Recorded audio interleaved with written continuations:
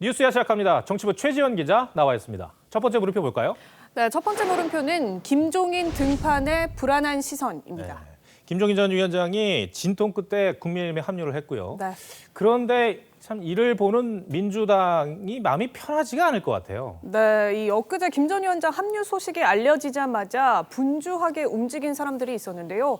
바로 이재명 후보의 측근들이었습니다. 네. 최측근인 정성호 의원이 바로 다음 날 아침이죠. 윤 후보가 혼자서는 아무것도 못하기 때문에 김종인을 다시 데려올 줄 알았다면서 예고된 수순일 뿐이다 이렇게 입장을 밝혔고요.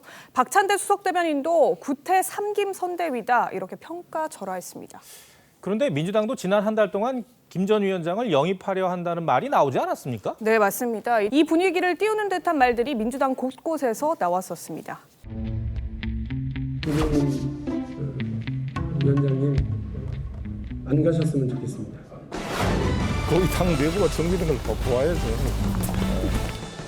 정치는 생물입니다. 지금 현재 어떨지는 글쎄요. 예, 그런데 제가 복수의 관계자에게 확인한 바로는 송영길 대표가 이재명 후보로 경선 이후 결정된 직후죠. 지난 10월에 김 전 위원장을 직접 만났다고 합니다. 자문을 구하는 것과 함께 선대위원장인 송 대표가 투톱 체제로 김 전 위원장 영입을 고려했던 것으로 보이는데요. 하지만 정권 교체를 주장해온 김 전 위원장의 확고한 의지 때문에 민주당 합류가 어려웠고 또 설령 들어왔더라도 전권을 주려는 김 전 위원장과 후보 체제로 선대위를 꾸리려는 민주당의 입장과는 맞지 않았을 것이다. 이런 게 민주당 관계자들의 전언입니다. 네. 내일 국민의힘 선대위가 공식 출범을 하죠. 그 다음부터 김종인 전 위원장이 서민 혹은 중도층을 향한 구애를 하기 시작하면 민주당으로서는 참 신경이 쓰이겠어요. 네, 그렇죠. 이 민주당도 이런 시너지 효과를 예상을 하고 있는데요. 특히 국민의힘이 지난 한 달 동안 당 내분에 휩싸일 동안 급추격했던 이 후보의 지지율 상승 추세에 불안한 요인이 등장했다 이렇게 볼 수 있습니다. 이 때문인지 민주당 내 몇몇 인사들은 노무현 정부에서 정책실장을 지냈던 김병준 위원장에 대해서 자신의 뜻을 잘 꺾지 않는 성격이라서 김 전 위원장과 분명히 마찰을 빚게 될 것이다. 이런 기대가 다소 섞인 듯한 전망까지도 내놓고 있습니다. 알겠습니다. 첫 번째 물음표 정리해 주시죠. 네, 첫 번째 물음표 김종인 등판의 불안한 시선의 느낌표는 마이 유니버스로 하겠습니다. 이 BTS의 빌보드 1위 곡 마이 유니버스는 사랑하는 사람이 내 우주의 전부다 이런 뜻인데요. 이 후보와 윤 후보 모두 상대방의 경선 후유증으로 어부지리를 얻은 측면이 적지 않은데 앞으로는 상대방의 레이더를 맞출 것이 아니라 오로지 민심을 바라보고 정책 경쟁을 펼칠 때가 아닐까 싶습니다. 네. 두 번째 물음표는 뭡니까? 예, 두 번째 물음표는 문재인 못 넘는 이재명입니다. 정권 교체 여론이 높다 보니까 이재명 후보가 문재인 정권과 거리두기를 한다는 얘기는 뭐 많이 들었습니다만 네. 그런데 나와 있는 넘는다. 이게 어떤 의미인가요? 예, 바로 지지도 얘기인데요. 예. 이 지난달 말에 TV조선과 조선일보가 조사한 여론조사를 살펴보면 문재인 대통령 국정 수행에 대해서 긍정이 41.9%, 부정이 55.2%를 얻었습니다. 한편 이재명 후보는 사자 대결에서는 29.3%를 또 윤석열 후보와의 양자 대결에서도 35.7%를 얻는데 그쳤습니다. 네. 정의당 심상정 후보는 완주하겠다는 뜻을 굽히지 않고 있는 상황이고요. 또 문재인 대통령과의 차이도 보면은 상당히 크거든요.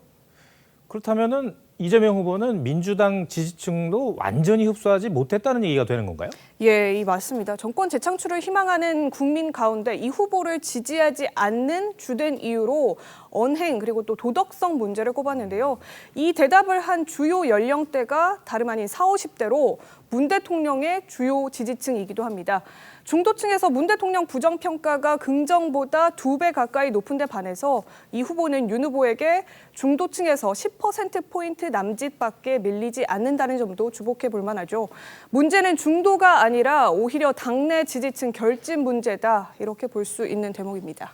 그렇다면 적어도 탈문재인 전략은 좀 수정을 해야 되는 거 아닐까요? 네, 그런데 또 공교롭게도 문재인 정부 긍정평가 41.9%가 4년 전 대선 때 문 대통령 득표율인 41.09%와 거의 똑같습니다. 이 2017년은 다들 아시겠지만 중도표까지 여권 후보에게로 쏠렸던 국정농단 사태였다는 점을 감안해 본다면 이 후보의 승부수는 현재 정권 교체 민심에 달렸다 이렇게 봐야 할 수 있다는 거죠. 중도층 과반 이상이 정권 교체를 희망하고 또 범여권인 정의당 지지층에서도 정권 교체 여론인 정권 유지보다 더 높다는 점도 역시 딜레마로 꼽히고 있습니다. 이 후보가 갓 대선 전국에 뛰어들었을 당시와 경선 국면 또 본선 이후 문재인 정부 부동산 정책과 조국 사태 등에 대해서 입장이 달랐습니다. 당선 즉시 강력한 부동산 대개혁으로 앞으로도 이 문재인 정부 성공, 역사적인 정부가 남도록 저도 최선을 다하겠습니다. 가장 큰 실패의 영역입니다. 또 수사 과정 발표를 통해서 엄청난 마녀 사냥을 했죠. 조국 장관에 대해서는 아주 낮은 자세로 진지하게 사과드립니다. 저 밉다 이거 없는 거 만들어가지고 가짜로 해서 기소시켜서 2년씩 3년씩 재판으로 고생시키고 이 후보 측은 공개적으로는 후보의 유연함이다 이렇게 부각을 시키지만 사석에서는 소득주도 성장이나 최저임금 등 기존 정책을 끝까지 고집해온 문 대통령과는 다른 점이다 이렇게 배경을 설명하고 있습니다. 네, 알겠습니다. 두 번째 물음표도 정리해 주시죠. 예, 문재인 못 넘는 이재명의 느낌표는 다시 이재명으로 하겠습니다. 이 국민 여론에 따라 유연함을 보여주는 건 정치인으로서 분명 긍정적인 측면도 있습니다만 너무 자주 큰 폭으로 정책이 바뀌게 된다면 국민들도 혼란스러울 수밖에 없을 겁니다. 지주영 기자 오늘 설명 잘 들었습니다.